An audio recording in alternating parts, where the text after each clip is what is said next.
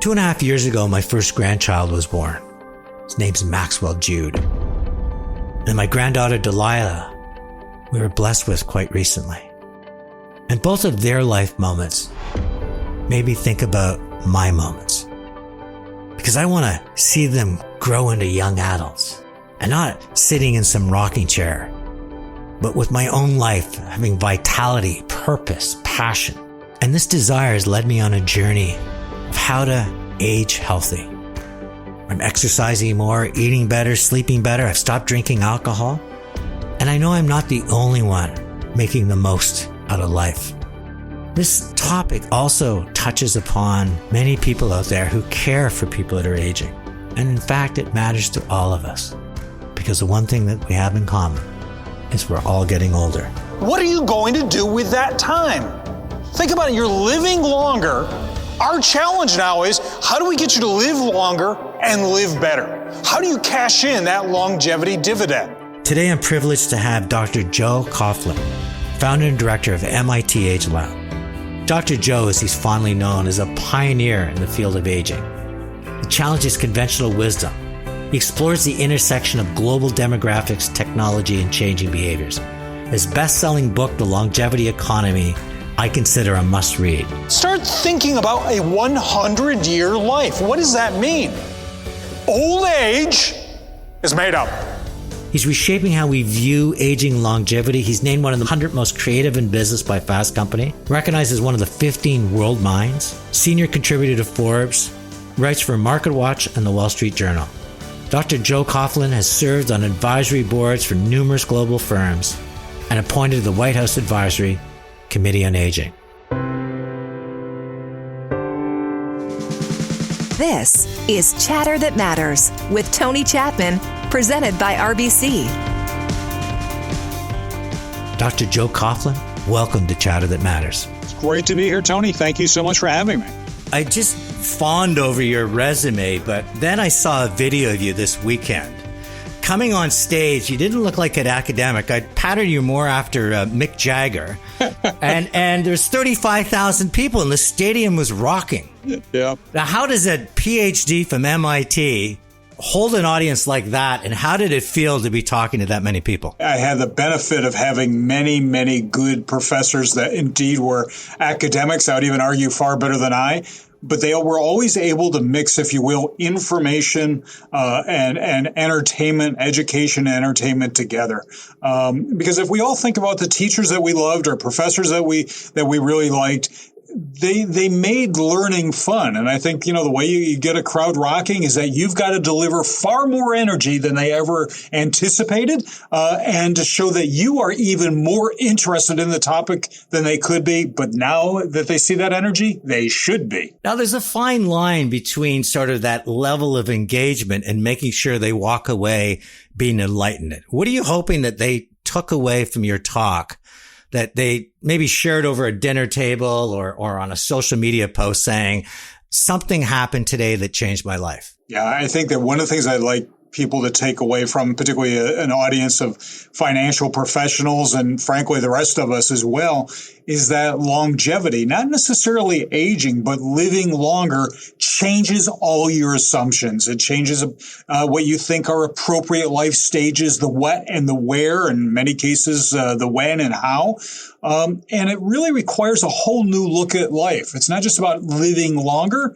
It's about a longevity dividend to be cashed in. So I really like people to walk away with thinking that this longevity thing or more years in retirement is not a problem to be solved, but rather an opportunity to be won and to be realized. I was listening to one of the podcast interviews you did, and it was framed up that I thought so beautifully in 5 words: old age is old news. And is that really what you're after, is to say to people, we can't turn back the clock, but we can do a lot more when those clock is ticking? When I mean old age is old news, I mean, it goes back to the whole story of what is old, which was given to us largely by British medical science, adopted by North American and around the world, where old age was equated with loss of what they called in the 1800s, early 1900s even, the loss of vital force or vital energy. And as I write in my book, The Longevity Economy, the idea was, well, gee, if you're no longer physically able to do certain things, then you probably can't work. And keep in mind, work in the late 1800s, early 1900s was physical labor. And so if you had lost the energy to work, guess what? You had to pull back. You had to withdraw. We had to replace you like a broken part, a cog in the wheel. Well, those stories have stuck with us almost like a Newtonian law of physics, that old age is equated with that lost energy, that lost vitality, that loss of vital force. And, Tony, as you know, because, at heart, you're an amazing storyteller, and the people that you interview, stories have power. And the power of old age from that positioning in the 1800s, 1900s, that's still unfortunately with us today, is that, gee, they create vocabulary. So if you had to withdraw from work, you had to what? You had to retire. The whole idea of retiring is to pull back, to sleep, to get rest. And by the way, words and stories don't just create narrative, they create institutions. So in the UK and in Canada and North America, if you didn't work and you didn't have family to support you, there were no social programs in those days. You ended up in alms homes. Guess what? Alms homes very quickly, because of the age concentration, turned into what we all called rest homes, to nursing homes. And as many of my family from upstate New York and Ontario used to call them, funeral homes. So you see how there's a nice, neat, linear line as to what we think old age is. And what I want to suggest to you is that with technology, expectations, and frankly, the access to the things we have, that definition of old age should be old news. Now, do you think this is across humanity, or do you think certain cultures have an ability to say it's time for you to go out to pasture? I look at our indigenous culture that revere their elder. We look at a lot of societies around the world where, the life lessons are passed down from one generation to another. Is that universal, or what you're seeing is really the sense of, where capitalism put their hooks into society? I think it's indeed in part capitalism, but globalization in general. Even those cultures that many of us in North America and in Europe in particular praise, going, oh, why don't we celebrate our older people the way they do? Well, even in those countries, particularly in Asia and the like, we're seeing profound change. We did a study here years ago here at the Age Lab where we were interviewing 3 generations of people in northern India, and people that were in my age, their age group, my age, 50s, 60s, were saying, well, you know something? Yes, we take care of our older adults. We will take care of them. It's part of our role. It's our honor to do so. But then they would say very quietly, but our children won't be doing the same.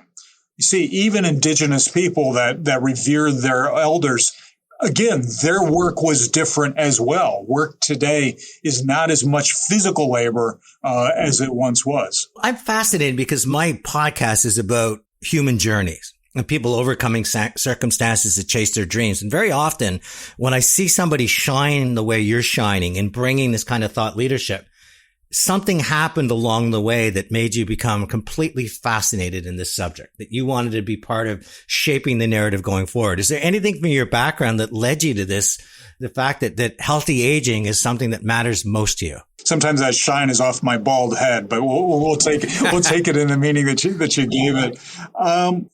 I would say there's a couple things. One, I'm an only child, and when I was 10, some of my best friends were what I guess I would call old guys in those days. They were in their late 60s, 70s, even 80s. And since my family's from upstate New York and on the other side of the lake in Ontario, I spent a lot of time up there with older guys around fishing and boat liveries and that ran machine shops and whatnot. They were vital, even though they were, quote, retired. They had great stories. They were engaging. There was so much more that they had to give and did if you took the time to sit, listen, engage, and tell even a few bawdy jokes, if you will. But I guess that was also complemented with something else that I frankly found to be what I call a stupid problem. We send people at a certain age out to pasture because we seem to think that at some particular birthday, almost like it's Newtonian law of physics, that you should be retired. And yet technology and related services have made it possible for people of all ages to do things that you would have never imagined. And so suddenly you start looking at life expectancy and you realize that, life expectancy in 1900 was a mere 46, 47 years old. And today it's easily 80, to the point where the fastest growing part of the population is 85 plus. There's got to be a way to take those old men that I grew up with and the technology available to us and the stories that we can tell to not turn that into a period where you're just waiting for the end, but turning that into a time, a transformative time to give back, to do more, to do different. And frankly, it's not just about being selfish individually, Tony. You can't throw away effectively 1/3 of the population's adult life and say, okay, you're done, sit on the sidelines. That's not healthy for them, and it's certainly not healthy for society. You had this sort of mentorship of older people, lots of vitality, lots of energy, only child, but how does that translate into devoting so much time within both the academic field as both a student and a professor to say aging is something that I want to do more with? Keep in mind that as an academic, I am a social scientist, which is fancy talk for I get paid to watch, and I like to watch, if you will. But I think one of the issues is that as an academic, you like to find new uncharted territory. And God knows that the study of aging, gerontology, and the like has been out there for decades, if not centuries, if you will, and certainly has been written about in the ancient books. But this is new white space. We've never had this many people living this long with the endless possibilities of having continuing impact in a lifetime. So from an academic standpoint, it's white space that, frankly, there's a lot of people should be participating in, because we're writing a new narrative, not just watching and studying, but we're creating a new story for a new life stage that has yet to be written. So from an academic standpoint, it's entrepreneurial drive. But from a personal standpoint, I find it to be a waste. And frankly, it's almost like my own personal social security. You don't want to reach a certain day and birthday where you look under your shoe and you find that there's an expiration date there. I want to ladder a little bit in now into the MIT Age Lab, because Leanne Kaufman, RBC Royal Trust, came back and she said it was a life-changing experience being there and listening to you. And so talk to me about what the Age Lab is all about and where are you taking it? So the Age Lab began with my fascination, if you will, and it's an issue that's trapped somewhere between, shall we say, humor and horror. Older drivers. There are different age ranges, if you will. Some people say older drivers by law are 50 years old. Some say it's 60, 75, 85. And so I didn't want to know how old an older driver was because, frankly, between us, Tony, birthdays do not kill. Health conditions do. So the age thing is somewhat spurious. What I wanted to look at was, given all this new technology, given the future of the autonomous vehicle, and the very importance, if you will, of mobility to everything we do, the wants, the needs, the excitement, the joy, before you do anything, you've got to get there first. How could we imagine how new technology could make it possible to remain mobile longer, safer, and seamlessly? And so I started the lab here at the Center for Transportation and Logistics around transportation. But here's something that came to be. In transportation, we speak of networks and connections and infrastructure. And as I started to study aging even more, what we found was there's no infrastructure for old age, that we have to make it up as we go along. Our true social security is not a government program, but frankly, other people. And so what I and my team started to realize is, wow, even if you have great transportation, where are you going to live? Where are you going to go? What are you going to do? So the Age Lab, to my knowledge, is still the first and only truly systems approach to longevity, where we're saying we don't want to just make a smart house or a smart car, with all that gee whiz technology. We want to be the face of the consumer, the older consumer and caregiver, to understand, how do I navigate 100 good years by having a home that's a platform of services that can provide care and connectivity, transportation, whether it's driving or subway or walking, having endless work productivity opportunities. And yes, to what Leanne was citing, the notion of not just planning for retirement and financial security, but longevity planning. What is my purpose? What am I going to do? How will I continue to matter? Sidebar question, because a big part of my listenership group is always looking for actionable ideas. I'm not going to talk about aging right now, but just how did you manage to sort of shatter status quo, bring three very different disciplines together, working well to create this sort of higher purpose? Because very often people get stuck in their silo, and when they stick their head up and try to invite other people to participate in the solution, it becomes whack-a-mole versus what you're creating. I wish I could tell you I had a genius plan and I could pick up a piece of paper and show you the diagram. I think in many ways it's because I've got an awesome team of people. And frankly, looking at the same problem the same way is not only boring, but often leads to the same ideas that have been tried, true, and failed for decades, if not centuries. I also think in many ways it's the secret sauce of MIT. Real innovation is at the edge, and at the edge of disciplines. It's rarely only in one. And that's why you start to see things like, there used to be biology and there used to be engineering. Now there's biological engineering. You see, it's the integration that drives innovation. I think it's refreshing when you say our institution is all about the fusion of different ideas and practices, that 1 + 1 can in fact equal 5 versus the same old, same old. Is that a possibility that our governments can run that way as well, where instead of saying that's treasury and that's defense and that's old age and that's state, that we start thinking about multi-solutions?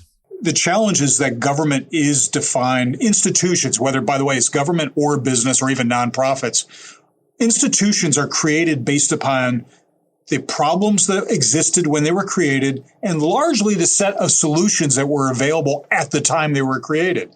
And so they become a self-perpetuating machine. So, if you're running the highway department or Transport Canada or Federal Highway in the United States, if you ask Federal Highway, what's the solution to congestion? The answer is highway. Now, what's your question going to be?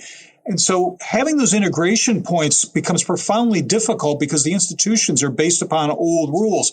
How do we get them to integrate? That's at the political level. That's where the politicians have to be creative and not afraid to get out of their silos. But I'll pause for a second, and this becomes a cultural issue depending on the country that you're talking about, is remember, at least in the United States, to a degree in Canada and parts of Europe, you don't want government to run too fast, because sometimes when government runs very fast, remember, it's not always running in the direction that's desired or will end up with a desirable result. So in many ways, these institutions are built in to be slow with circuit breakers to make sure, are you sure you want to do that? That's probably one of the things that's stymieing a lot of that integration. That said, it is a shame that aging and longevity is so fragmented across any government or provincial government, state government, and the like, because the one thing that we have in common with longevity is it's about our quality of life, which, if you would think about it, should be the optimal, the number one goal of governance is to ensure the quality of life of its people. So I want to talk about your TED Talk, which I loved. And again, we go back to the energy you have, but the key takeaway I had is aging is not a disease. It's a design problem. We've been talking a little bit about that, but tell me what we need to think about as a society to design it so that it becomes an opportunity versus a disease. One of the challenges that we're having now is that there's a whole new, and it is an industry, longevity industry, not just startups with gee whiz technologies, but also on the biological side. People are saying that there's someone out there now that's going to live to 150 or 600 or whatever numbers they're coming up with. And that biological science is outside of my understanding and wheelhouse. My problem, however, is that we've got people living into 70, 80, 90, and certainly 100 now, and we have not even figured out how to have 75 or 80, let alone 90 or 100 good years. So I'll tell you what, if you can give me 100 good years and you think you can get me to 150, when I get to 100, we can renegotiate the contract. The design issue is the following. We have not created two things, at least. One is the infrastructure of aging, of living a longer life. And what I mean by that is our housing, whatever they are, whether they're apartments, single family, detached, whatever, are not adequate to support people with bad knees, hips, or maybe have breathing issues to be able to go up and down stairs. We have communities that are based really well on having young kids go to school and middle-aged people going to work, but do not provide the transportation or the access to not just the things that we need in old age, but the things that bring us joy. And we can talk about that in a moment. So we really need to design the infrastructure for what, my lab's mantra is 100 good years of life. And that brings me to the second side. I mean, longevity has a Janus face. We got the infrastructure needs, but the other side is, Tony, we have no narrative. You get to 60, 65, there's no more story for you. And if you think about it from 0 to 21 years old, you're pretty much told what to do, go to school. If you have the opportunity, go to college, and then, maybe find a job, find a partner, buy a home or rent, whatever it is. You know exactly what to do. You get to 65, there's only two bookends of imagery for you, either a walker in a wheelchair, or you're going to be walking on a beach somewhere, or these days playing endless games of pickleball. The fact of the matter is those two bookends of longevity may not be altogether incorrect, but my gosh, they're woefully incomplete.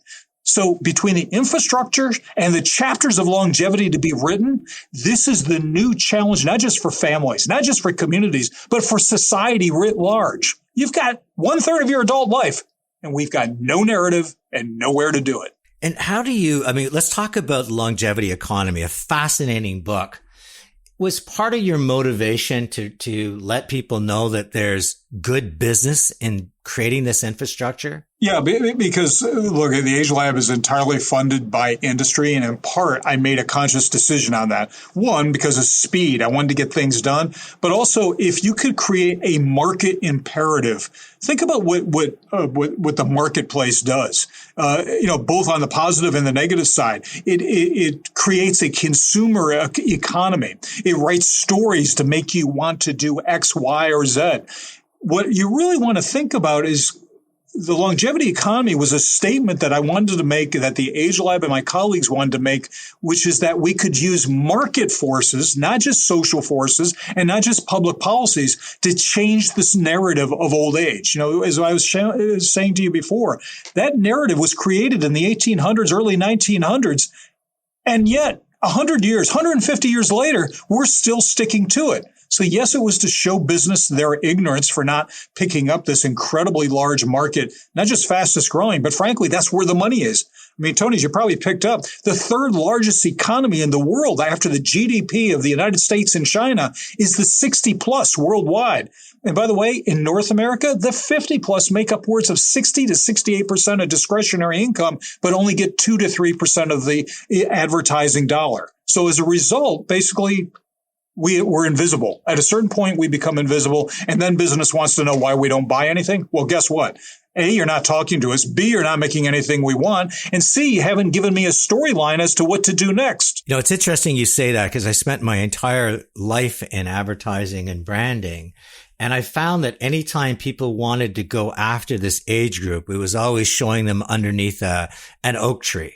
Or, with some type of pharmaceutical ad with 3 pages of side effects. Yeah.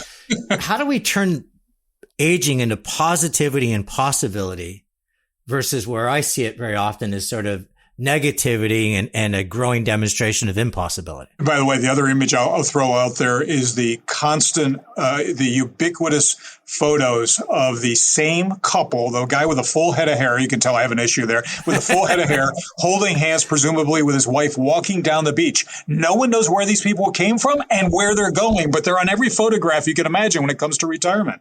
So how do we get people and business and government to be excited about this opportunity? I think we need to start showing people doing. We have defined retirement largely as long-deserved leisure. And that may be, in fact, true for many. In fact, by the way, I want people to understand when I talk about retirement being old news, there are a good number of us who have to retire. I like to call those people the people who genuinely work for a living, the iron workers, the truck drivers, the people who build houses, people that are on their feet all day. But Tony, we'll keep it between you and I. You and I get paid by running off at the mouth and driving a keyboard. What is our excuse for retiring? So one of the things I want people to start thinking about, we need to start creating imagery of maybe people volunteering with verve. That's almost as if they were trying to look for a promotion in the workplace, showing them change careers, showing them doing things that are new and different that we haven't expected before. In fact, the idea of going back to school, maybe at midlife or maybe towards retirement years, not just to, shall we say, learn something that your parents would have never paid for when you were young, but to learn something, to start something new and different. Do you know that older women, defined painfully for me as over age 50, are among the top people starting new businesses? But you don't hear about that. And so what's happening, Tony, is that rather than government and business and nonprofits creating new narrative for us, we have a small group of us that are hacking longevity and trying to make it up as we go along. And I think that advertisers, corporations, and the like are leaving so much on the table, both as social capital and, frankly, market capital. Another myth to shatter is the sense of society goes, my grandfather can't program the remote. And you're coming out saying, no, this is a very technology and technical astute group of people, and stop thinking of them as being incompetent and incapable, and start realizing that, build it and they will use it. Isn't it amazing? I want you to think about this as I cite in my book, and it's been cited by others many times. I don't know how old Mark Zuckerberg is now at Meta, but at the time he said that, well, frankly, just people under 40 are simply smarter. I'm waiting for his 40th birthday to see if he feels that he's lost any IQ points. It's like Mick Jagger saying, who would ever want to be a rock star at age 40? So, yeah, hey, there you go. So, that's just a regret. I'm going to give everyone a lesson in human factors and technology design. Tony, do you know what you call technology that an older person does not want to use or can't figure out? I would need multiple choice, so I'll say no. Crap technology. If you think about it, the tech world and design world is the only industry in the world that says, if you don't understand my product and you can't use my product, you're stupid. And so one of the things we've worked on here in the lab is making something as accessible, easy, and usable appeals to everyone. We never in the Age Lab, believe it or not, want to design anything for older people, because there's an adage in both the design world as well as in marketing world, which is you can't make an old man's car. Why is that? Because a young man and an old woman won't buy it. But guess what? An old man and an old woman will run away with their hair on fire away from it. So the notion about grandpa not being able to use the technology, it depends on the technology. Do you know that the tablet, or particularly the Apple iPad, is one of the most sought after devices, if you will, by the so-called older population? Why? Because it's profoundly intuitive. It's easy to use. These remote controls that we have on our TVs or satellite dishes that have upwards of 100 buttons and 3 different flavors of colors, half the time you need a YouTube and a 12-year-old to help you understand how to use it. That's crap technology. It's not about age. It's interesting. Steve Jobs was so ahead of his time. I don't know if you know the story about the iPod, but he was so frustrated. The engineers tried to keep doing what Sony Walkman was doing, putting mixer boards and, all these things on this device. And he said, no, I don't want any of that. People hate technology. And he said, my daughter can do this. And he drew a rectangle and a circle. He drew a rectangle and a circle on a flip chart. And he said, make me that. And they were shocked. And then he came back and said, this is not to do about technology. It's about putting 1,000 songs in somebody's pocket. Yeah. And technology is fundamentally about enabling people to be able to do what they want. But great technology or great service design, great anything in the marketplace is not about simply responding to consumer needs or wants. That any idiot can do that. It's about exciting and delighting. And so what Jobs was able to do was I never knew I needed that, but now that it's in my pocket, I don't know how I lived without it. I want to talk about a Forbes article. By the way, I've become a junkie in everything you're doing. And I really like the way you frame these memes, like, volunteering with verve. You just have these statements that I go, wow, you just compressed a pursuit into 3 words. Words matter. Before there can be dreams, before there can be innovation, before there can be design, there has to be the words and the imagination to make it happen. And you talked about test driving retirement. So talk to me about what that means for my listeners in terms of test driving something so that you feel confident that when it comes, you're happy. Do you realize that every large purchase you've ever made, you probably took it for a test drive. So let's start from the top down, whether it's your home, you probably didn't buy it, basically on a few images. You probably went and visited. You may have circled the neighborhood a little bit. Maybe you went inside and the realtor, if they were smart, had chocolate chip cookies in the oven to give you that home cooked smell. Essentially, you did a walkthrough. When you went to buy a car, chances are you took it for a test drive to say, yeah, I like the feel of this. When you buy an outfit, most of us, especially if it's an expensive outfit, you try it on before you say, yep, this is what I want. Even kids who go to college go to endless tours to see whether they like the cafeteria food in the dormitories. And yeah, there's a few classes along the way. But do you know that retirement is probably the biggest thing you will ever buy? You've never tasted it. You've never tried it on. You've never done a walkthrough, and you've never taken it for a test drive. And so what the article I wrote in Forbes about taking retirement for a test drive was saying, you know something? All those people who don't save for retirement and don't do all the discipline that their financial advisors and employee plans and pension funds tell them to do, they're instead of saying that it's because they don't understand what retirement is going to be, we call them financially illiterate or retirement illiterate. No, actually, they're really smart because you're telling me to put all this money aside for a future person, a future self, even though it's me, that I have no idea who that person is and what I'm going to do.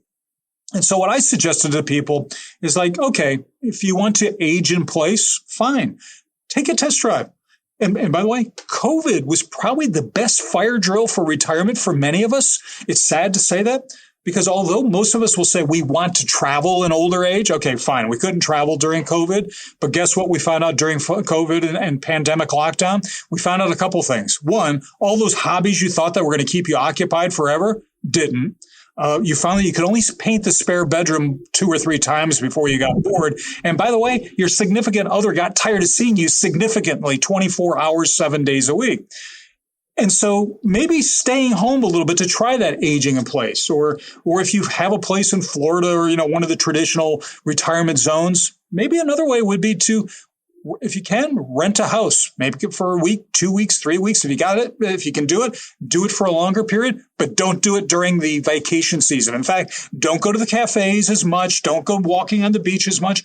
Live there. In other words, have the boredom of going to the grocery store, finding a doctor, all those other things. So, Tony, the idea of a retirement test drive is start to understand what you're buying. See if you really like it. Have you connected with volunteer organizations, or you're going to, I'm going to find a gig? Well, fine. Have you found a gig 3, 4, 5 years before you ended your formal work life? If not, you don't want to retire on Friday at 5 o'clock on Monday morning going, okay, now what?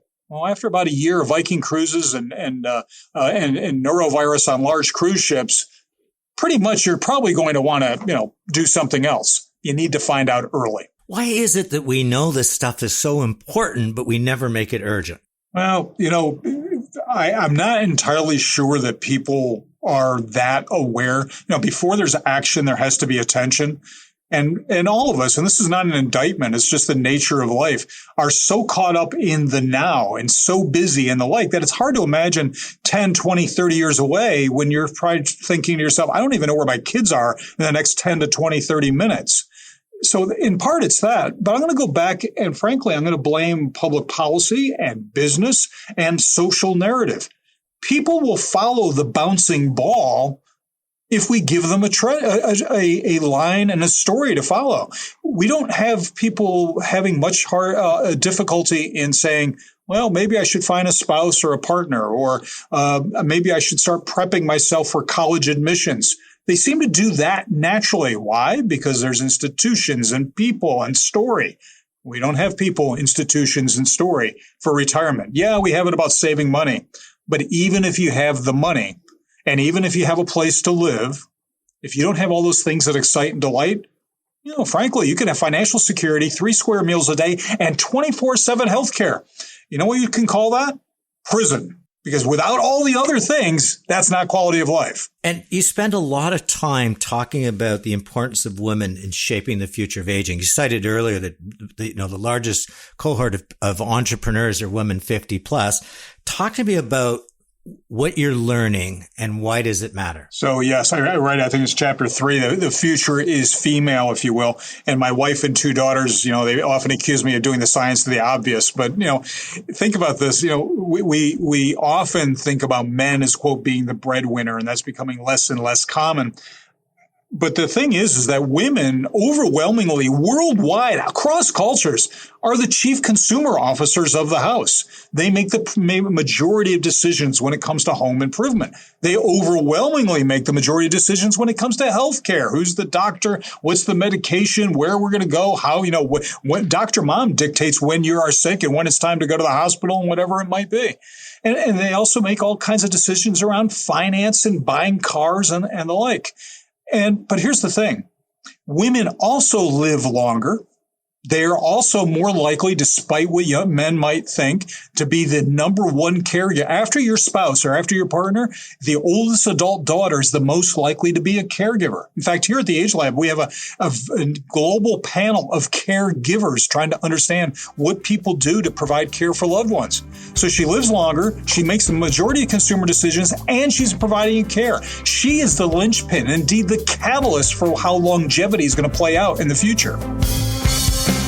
You'll want to stick around for what's next. Dr. Joe and I unpack the future of the home, and more importantly, how today's younger generation is feeling with all this chatter about an aging world. And last but not least, Leanne Kaufman talks about why RBC is putting such an investment on understanding longevity and the deep connection between health and wealth. Hi, this is Tony Chapman. I want to talk to you about what RBC Wealth Management is doing to support healthy aging. Old age is becoming old news. We're living longer, and planning for our future means we need to integrate health, wellness, and our financial matters. RBC Wealth Management is partnering with leading experts and organizations like the MIT Age Lab, the National Institute on Aging, the Women's Brain Health Initiative, Elder Caring, and the Women's Age Lab. Why? To provide you with comprehensive resources covering every aspect of you aging well. This includes support for your physical and mental health, caregiving, maintaining financial stability, and preparing for later life health issues, ensuring you can age safely and comfortably, and ideally in your own home. With RBC Wealth Management, you create a personalized plan that adapts as your needs change, giving you peace of mind and security. Visit rbcwealthmanagement.com and learn more about healthy aging and start planning for your future. Healthy aging? Well, that matters to you, to me, and to RBC. The new generation gap is not about age. It is not about money and education. It is about expectations. We believe there's a pill, a product, or a policy that is going to enable us to live longer and better. And I don't care what you may think, none of us in this room are nearly as patient nor as polite as our parents. We're going to demand it. You're listening to Chatter That Matters with Tony Chapman, presented by RBC. Today I'm joined by Dr. Joe Coughlin, founder and director of the MIT Age Lab, a platform studying aging and its impact on society. He's also the author of The Longevity Economy, Unlocking the World's Fastest Growing, Most Misunderstood Market. Given all your learning about caregiving, what work are you doing to take some of that responsibility away so that individuals combining technology, combining the kind of engineering work that you're doing, will be better capable of being having their destiny a matter of their choice versus leaving it to the chance of others? Well, there's actually two things that is kind of my pet projects, or at least my team's pet projects, if you will. I get the joy of talking about them. They get to do the creative and fun work, if you will. The first one is reimagining the home. Wherever you live, I want you to imagine the home as a platform of services rather than simply a place to live. We call that C3 logistics, and the C's are the following. In young age or a younger age, you want a home that's about connectivity, and the idea of connecting to others and services that you need. In the middle ages, when you've got everything coming at you, work, children, the kids are no longer as cute as they used to be. Now they're teenagers. You want them to be, you want a home that provides services that are for convenience, But ultimately, you also want a home that's going to be that third level, which is providing care. Imagine a home that's going to be able to not just know that you've fallen and you can't get up, but a home that has noticed that you're not eating as well as you used to, that the way you walk, your gait has changed, and you're likely to fall because once you're down on the floor, there's all kinds of other issues. A home that's proactive and engaging, that will help her as the primary caregiver because often she's living at a distance or she's very busy and the like. So that's one area that's a combination of technology, design, and service innovation. But the second area that's my little pet project these days, what's her second retirement? Think about this. The average woman marries a man that's 3 to 4 years older than she is. She lives anywhere from 6 to 8 years longer than he does. Generally speaking, a woman is likely to live in that period called retirement for nearly a decade or a decade plus by herself. In fact, in North America, Europe, and many other parts around the world, the fastest growing household out there are households of one. And by the way, they're primarily older women living solo. So how does she prepare for that financially? Who's she going to have come into the home to do all those big and little things that they used to do as a couple? Who's that trusted face that's going to cross her threshold when she's 85 and maybe not physically or even cognitively as sharp as she once was, that you're going to trust to come in to change her light bulbs? How do we give a whole new retirement plan for her that may have been created by them together, live together, live through in a short period together, but then ultimately inherited by her? So the idea of creating a second retirement is about coming up with a vision that fits her as well. So between technology services and really putting her on the front and center agenda, we're hoping to change how women live, age, and care. And as you look back at the work that you're doing, and we're going to end with where you're going next, is there anything that really has surprised you? This is the one opportunity. Notice I didn't say problem or challenge. The one global opportunity that with any luck, all of us get to enjoy. That is creating quality of life for that latter period of life or that latter third of adulthood overall. So the things that have surprised me is how long it's taken for government and business to get on board. Government's always looked at it as this is about serving the poor and serving the disabled. Very laudable, honorable, appropriate goals. But this is something that affects everyone who's not necessarily poor and not necessarily disabled and like. So we should have greater policy innovation around how we prepare. Notice I didn't even say plan. How we prepare for older age. Business should get on board because, frankly, that's where the money is. So there's a market imperative. But secondly, the fastest growing part of the population worldwide is 85 plus. Generally speaking, around the world, we've stopped having children. So we better go where the market is and where the bodies are as well. So it boggles my mind how slow this is taken. But it's coming along, but it's kind of clumsy. It's almost like a car that kind of stops and starts. So, we see those technologies come out that have got buttons the size of your head, and they think that anyone wants to have this in their pocket or on their nightstand. I mean, keep in mind, technology and products, they're not just about what they do for us, they're what they say about us. Do you want a device that says, "Hey, I'm an old man about to fall down"? Nobody wants that. You see others that are doing more around medication and health. And that's great. But again, I appreciate the ability to get me to live longer, but get me to live longer better, I think should be the high order goal.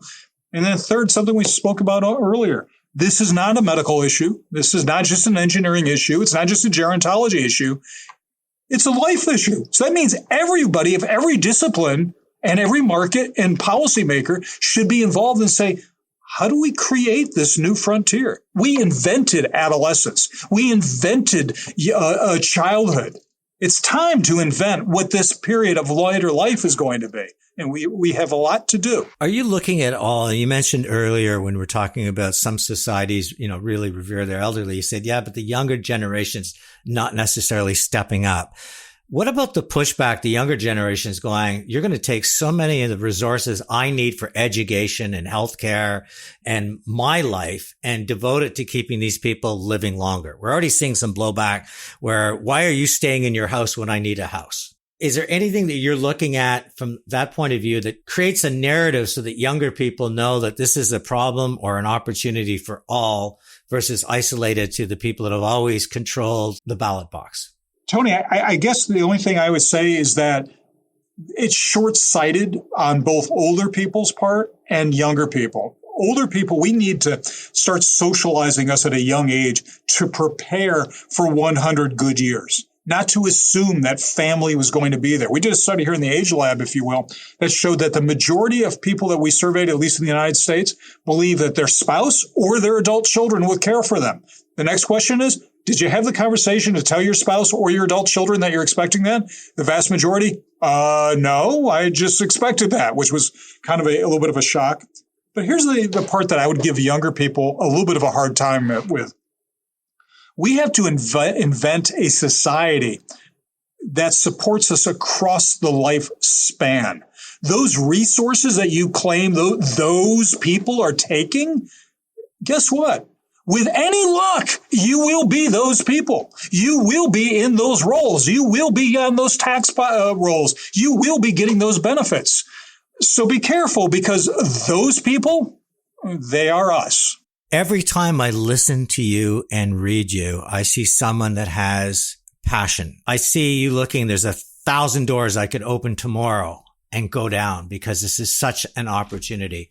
How do you prioritize knowing that even if you live to 150 years old, you've got a finite amount of time and an infinite possibilities? How do you prioritize as an individual, and how do you prioritize the people that you help champion so that you really go after the things that matter? I wish I could give you a formula and say, well, it's quite clear. I mean, the answer is it's not quite clear. What we've been doing here at the lab is, and we've now been here for, this is our 25th anniversary, if you will, of the Age Lab.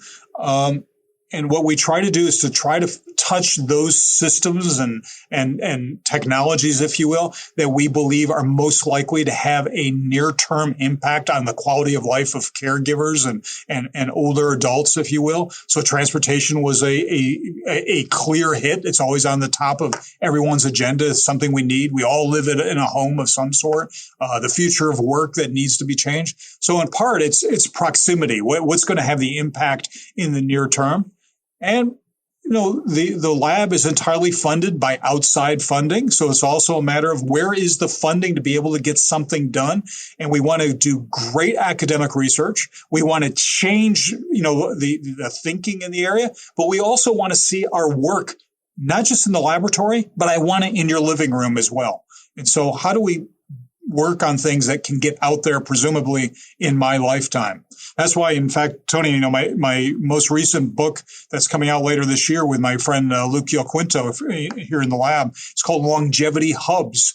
And what we've done is a study with others of, are there regions around the world, whether it's Boston, Toronto, Sao Paulo, Thailand, that are creating hubs of innovation in business and government and the like, to imagine, how do we rethink longevity? Where's that innovation going to happen? We're hoping that, you know, the next thing we're trying to do here at the lab is to start a global movement, if you will, of what longevity innovation can be, rather than trying to do it one step at a time. One of the connective tissues through this entire interview is your passion for words. Earlier, you referenced the fact that people struggle having important conversations with people that they love. And I just did a study with RBC on life and money matters, and even young couples struggle to talk about money matters. There's an awkwardness there. I don't know how to bring it up.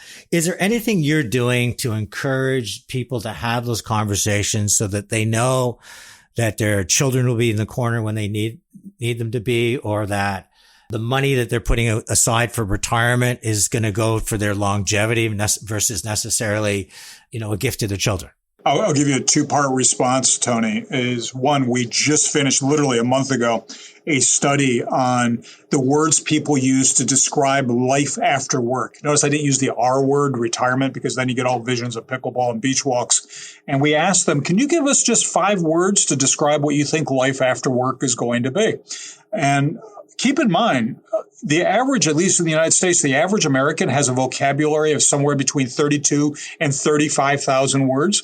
So if you ask them what they're going to be doing in life after work or retirement, 1/3 of their adult life, and you only ask them 5 words, should be a shoo-in, should be really easy. Do you know that 10 words explained 1/3 of the responses, and more, and I think it was 40 words, only 40 represented more than 60% of the responses? So there's 2 ways we can look at that. People have great clarity on how they think they're going to live in older age, or, I live in Boston, so I'm going to say this with a Boston vernacular, they don't have a freaking clue. I think it's more the latter than anything else. The discussions about care and retirement and whatnot, sadly, a lot of people think this is a one and done conversation. It should be a conversation between couples and their adult children, and frankly, even their best friends, if you will, that start early about everything, not just the money issue, but things about where I'm going to live. How do I want to live? Who would I want to provide care with what expectations? And these are not just a series of conversations that are done in small bites. They have to be recurring because family dynamics change, health conditions change, financial conditions change. So this is part of a larger longevity discussion about longevity preparedness, not having a financial plan that's one and done and put it away, but an ongoing conversation to meet the ongoing changes that all of us face. Any final thoughts? We forget that, you can't have an endless time of walking the beach and playing golf, whatnot, and think that that's going to be your entire old age. We traditionally think that older age is a short period of doing a lot of leisure activity, and then maybe a shorter period of poor health, and then you're done. But in fact, it's 1/3 of your adult life. And Tony, let me demonstrate it to you with some very simple math that you and your listeners will get a kick out of, perhaps. From 0 to 21, from birth to 21 years old, or as we like to say here, drinking age, if you will, is about 8,000 days. And from 21 to what many might call midlife crisis, 46 years old, 47 years old, believe it or not, it's about 8,000 days.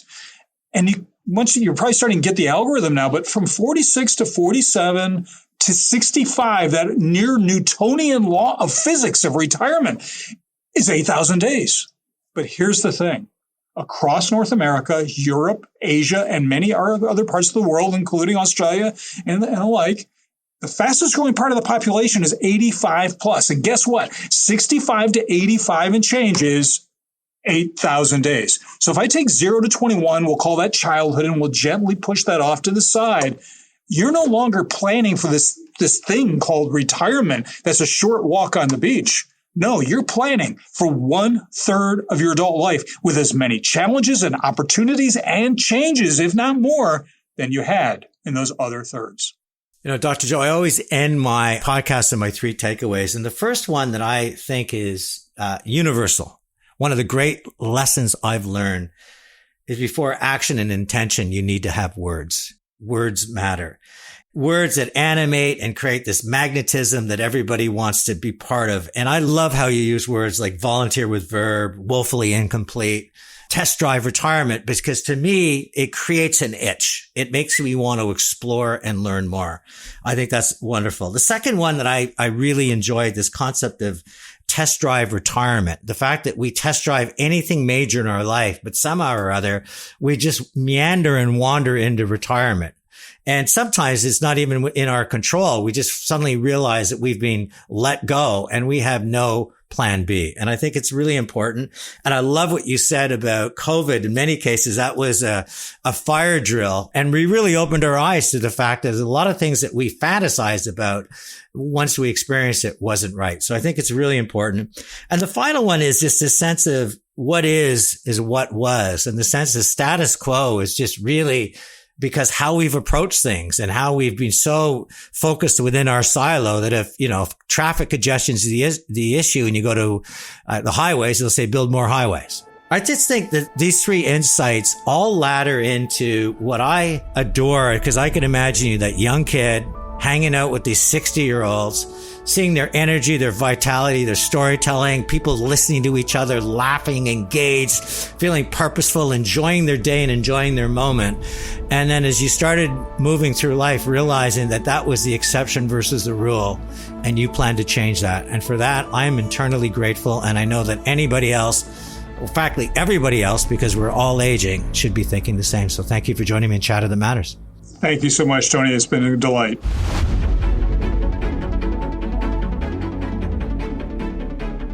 So if you're a fan of the show, you know that my go-to person for things that involve health and money matters and just dotting the I's and crossing the T's is Leanne Coughlin, who's the president and CEO of Royal Trust. Leanne, on your adventures, you're going to some of these amazing conferences, and in this case, MIT's Aging Lab, to really understand this journey we're on through life and how prevention truly is the best medicine. And I'd love, because I just had Dr. JoeCoughlin on the show, what did you experience when you were at his lab? And what would you encourage people to do with some of the insights and intelligence that he's bringing to our life? I think Dr. Joe's superpower is helping bring awareness to some of these both issues and changes, advancements, I would say, because he's helping us all better understand what aging will look like, but also could look like, and how to plan for that as the underlying current. So,